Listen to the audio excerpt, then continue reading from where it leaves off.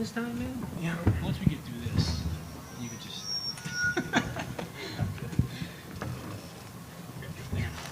Uh-oh.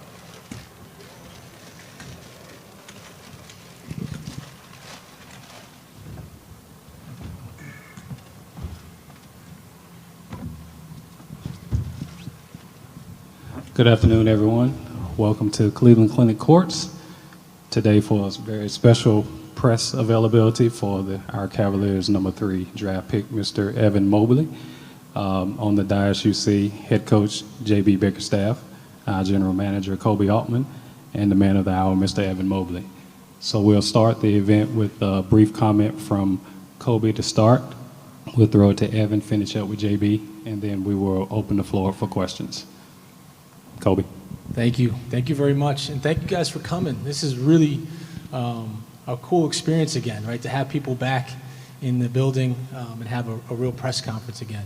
So we're excited to have you guys back to welcome Evan. First, I want to welcome the Mobley family.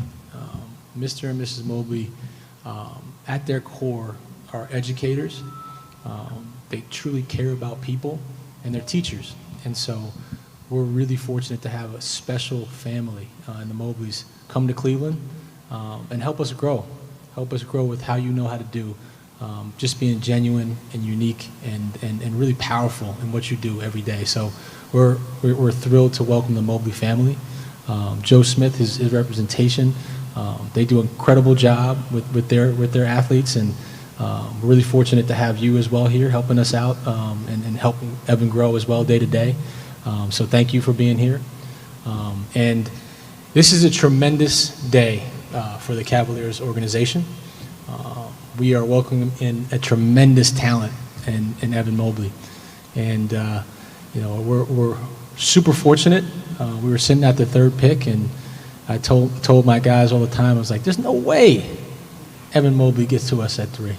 That's how incredibly talented this young man is. So, without further ado, we would like to welcome Evan to Cleveland and give him his Cleveland Cavaliers jersey. Here we go. Number 4, baby. You can turn it around. Let's go by coach. Just come on in the middle. Come on in the middle. Yeah.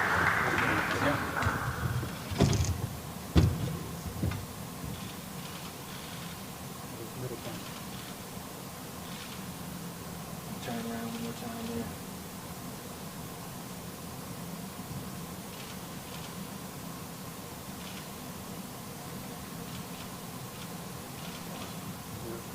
Absolutely, man. That's exciting. That's a true 7-footer too now. Yeah. Appreciate it. With that, we will open it up for questions. Few housekeeping rules for media. If you have a question, those of you seated in the media section, stand up and go to the microphone to ask your questions. Those of you on Zoom, raise your hand there, and I will call on you in those situations.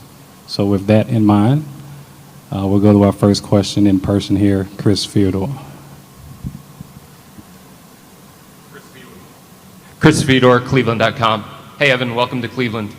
When did you get a sense, or did you get a sense, that the Cavs were interested throughout the process?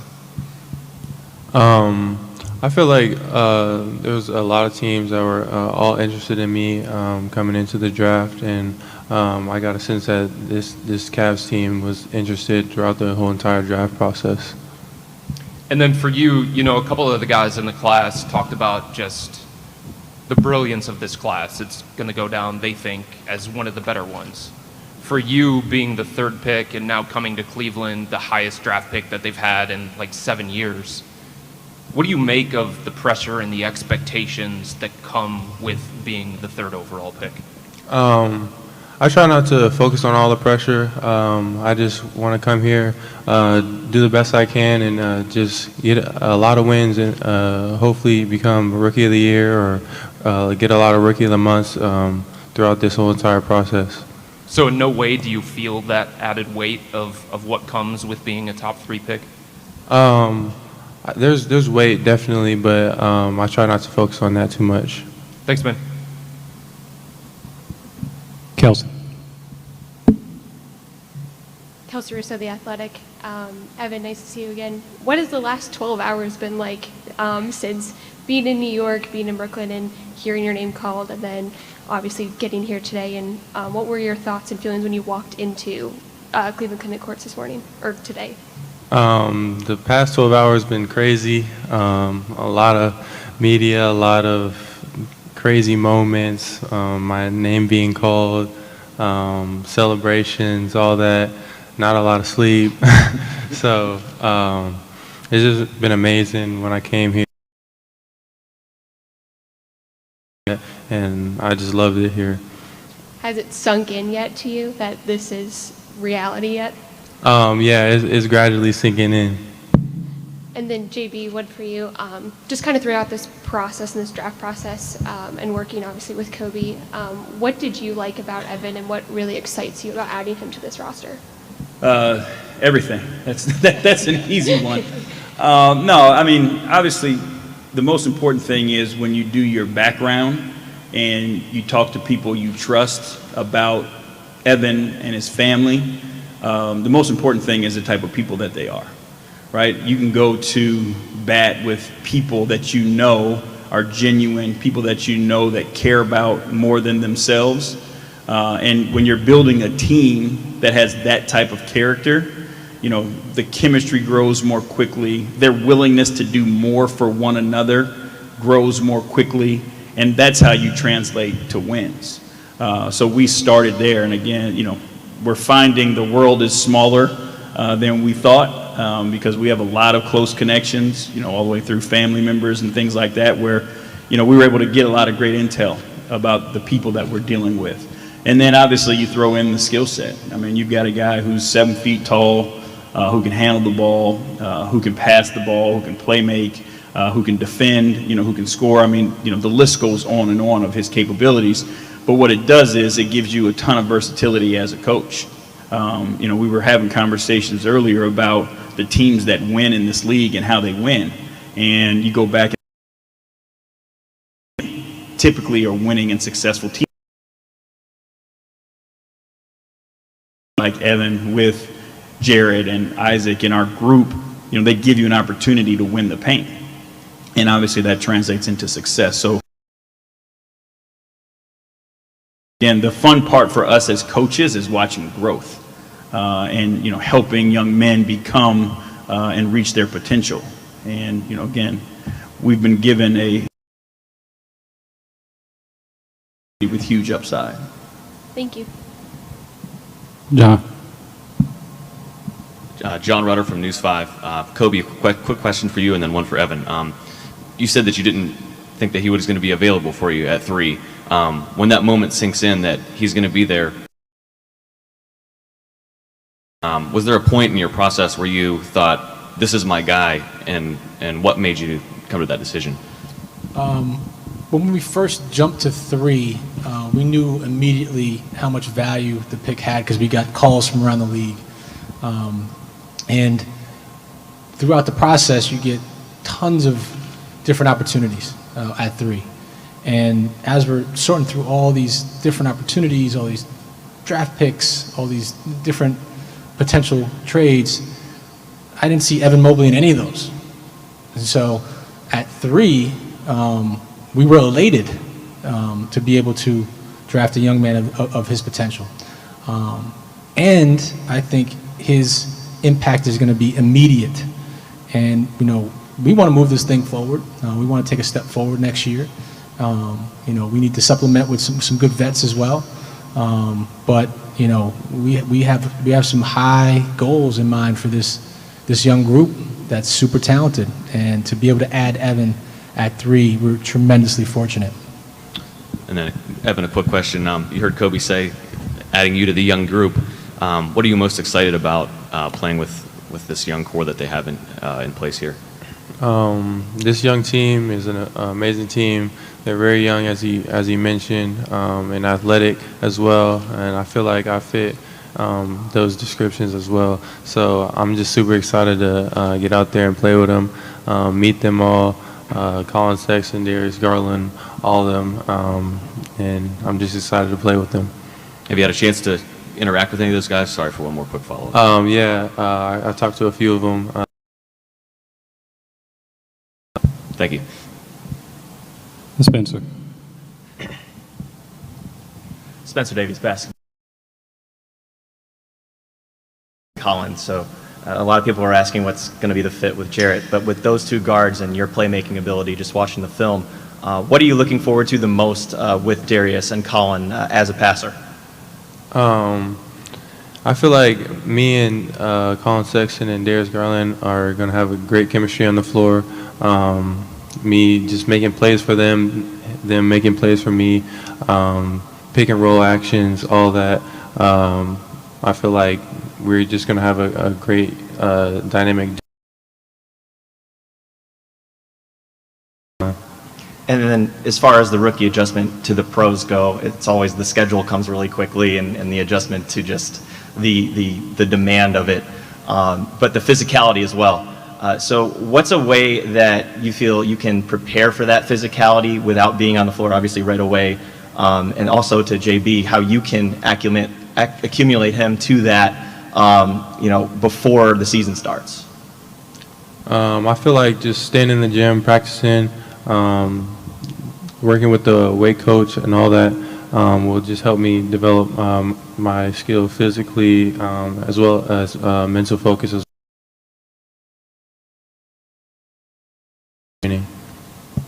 I think, he's got an older brother who's a heck of a player too. So I bet their one-on-one games got a little physical as they were growing up. So I'm sure he's ready for it. But, again, with us, what we have to do is play him to his strengths. And people can't hit what they can't catch. So putting him in space, allowing him to use his speed, and those things can help him be successful. And, again, the league is set up where they've taken a lot of the physicality out of the game, right? They like to see skill, and they like to see guys be in attack mode. So Evan, with his ability to put the ball on the floor, can put a ton of pressure on defenses. So now if he puts the ball, he catches it at the elbow or the top of the key, and now he's straight line driving, right? Defensive players have to show their hands because they're not allowed to touch and not allowed to be physical and impede his progress. So we'll put him in a position where, his skill set is an advantage, and now the defense is at a disadvantage where they can't put their hands on him and touch him and be physical. And JB brought up Isaiah. What was his reaction like to you getting picked? And obviously, what has he meant to you throughout your basketball career? He was just super excited for me, smiling. Like that whole process with him growing up, all the competitions, all the one-on-ones, it really helped me because it definitely did get physical sometimes, and it was just great games. And he was a top player, I was a top player, so it was like kind of a competition of just like getting better. So it really helped me. Thank you, guys. Joe. Excuse me, Joe G, Cavs.com. First question is for JB. JB, how'd you hurt your leg, and will you be ready for training camp? Yeah, this is an old injury that just, I kept pushing it off, and finally decided it was time to get it right. So this summer I took the time to get it right.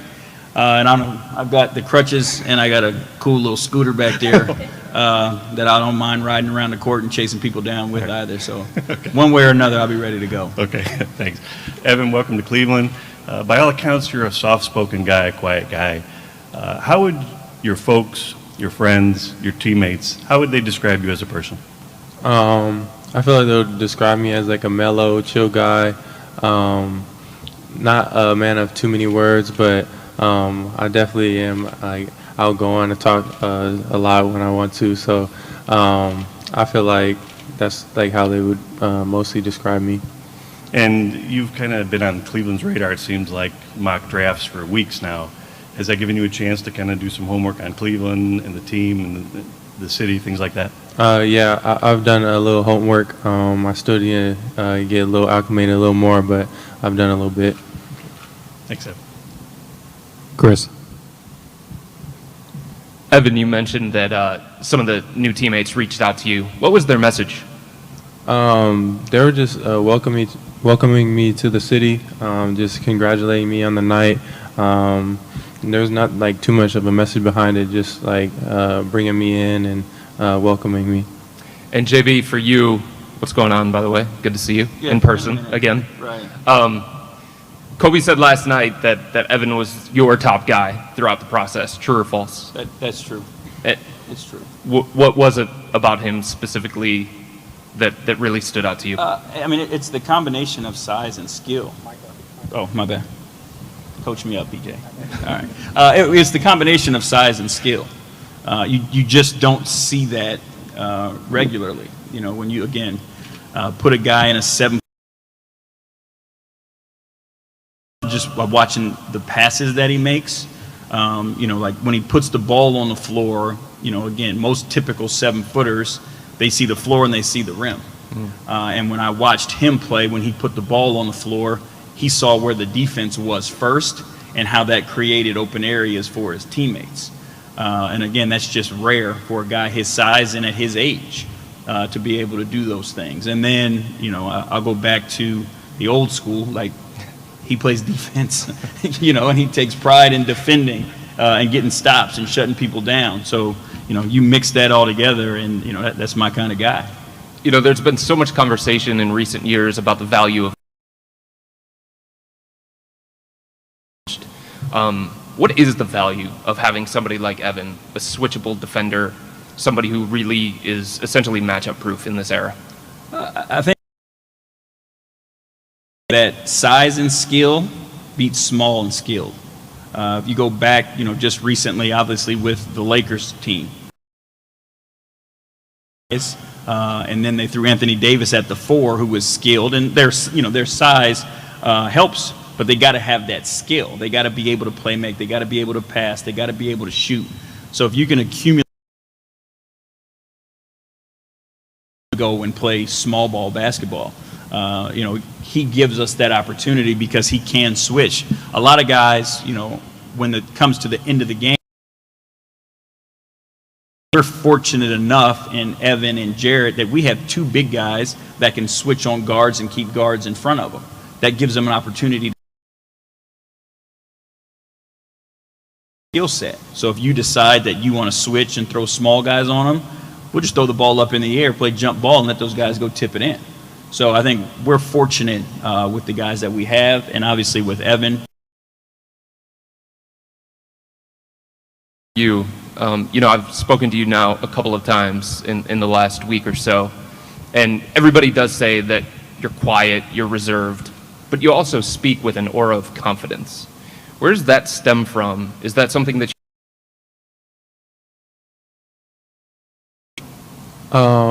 I feel like I always had confidence in myself. The way I portray myself out to people, I feel like some people may not see it or not, but I always have confidence in myself. I'm a very confident.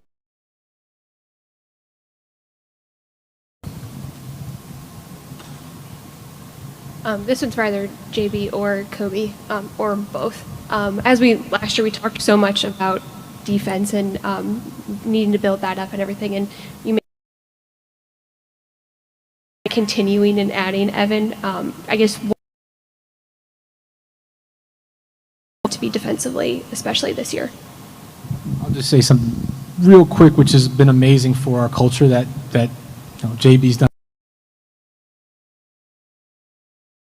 9 guys in our gym working out in Cleveland in the middle of summer because they wanted to be here, and that's the culture that JB has created here.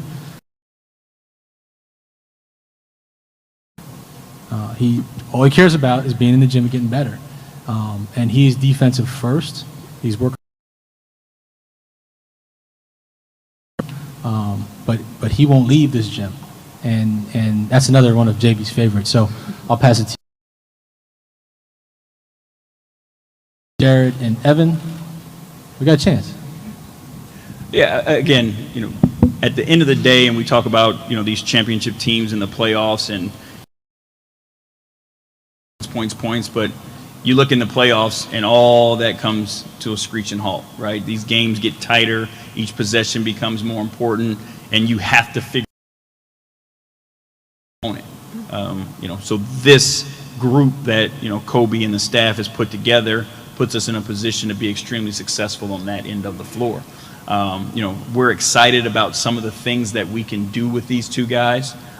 You sit at home and you're laying in bed and you just start thinking about all the things that you can do, the different positions that you can put the guys in, how you can always have a 7-foot rim protector in the paint, for 48 minutes. Like, a lot of teams don't have the ability to do that. And then mess around and now you got two of them standing in the paint. Now you're talking about your zone defense and what it looks like. But not only that, both of them have the capabilities of rotating on the perimeter. So now there's just so many things that you can do while one of them's rotating and the other one's standing in the paint just waiting on the ball if it happens to get by. There's just a lot of things that you can do in a lot of ways you can be creative. Again, our base is the most important thing. The pride on that end of the floor is even more important, and the buy-in. So we're excited about what we can do. It gives us an opportunity to experiment and tinker with some things. But again, we're afforded certain things that other teams just don't have because of the guys that Kobe and the staff have brought in. And Evan, one for you. When you were younger and you were playing against your older brother, when did that idea and that dream of being in the NBA, being an NBA player, really just solidify for you? And as you grew up, in either middle school, high school. I feel like it was always there. Me and my brother always said we wanted to be in the NBA.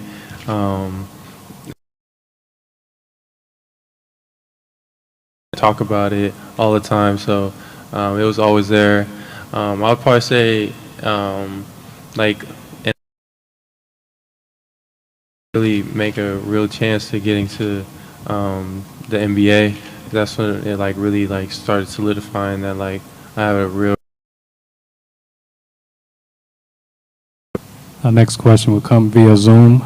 Jeff Phelps. Thank you. Evan, JB talked about your unique skill set for a guy of your size. Where did that come from? Was it being the son of a coach, the younger brother of a basketball player, or a late growth spurt? Where did that come from? I feel like all the things you just mentioned, it came from all those combined. Me growing up, I played up a lot. So I had to be a guard a lot of the times because I wasn't always the tallest because I was playing up with my brother. And then also having my dad as a coach, he taught me a lot of guard skills growing up, had a good fundamental and good base. And as I kept growing and got taller, that just stayed with me. And that's how I am the player I am today. Thank you. Back to Spencer. Evan, do you feel like because you're 7 foot that a lot of people pigeonhole you as somebody that's bigger and is expected to be like a center? You just mentioned those skills that you had. Do you feel like you're pigeonholed, a little underestimated in what you can do on the floor? A little bit. So I feel like I'm a little underestimated sometimes, but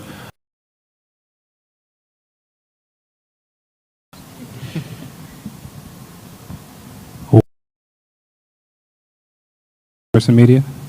Anything out in Zoom land?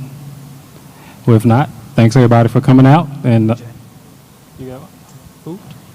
I'm sorry, we do have one more. Rafa. Radio, Evan, welcome to Cleveland. I have a couple of questions for you. The first one, do you have any experience playing with some of your new teammates before in the past? Yes, I play with Isaac Okoro with USA Basketball. So we won a gold medal together. And just in case you don't know, the Cavs are one of 5 teams that broadcast the games in Spanish, all 82 games on location. So you being a California kid, the most important question today is, how's your Spanish?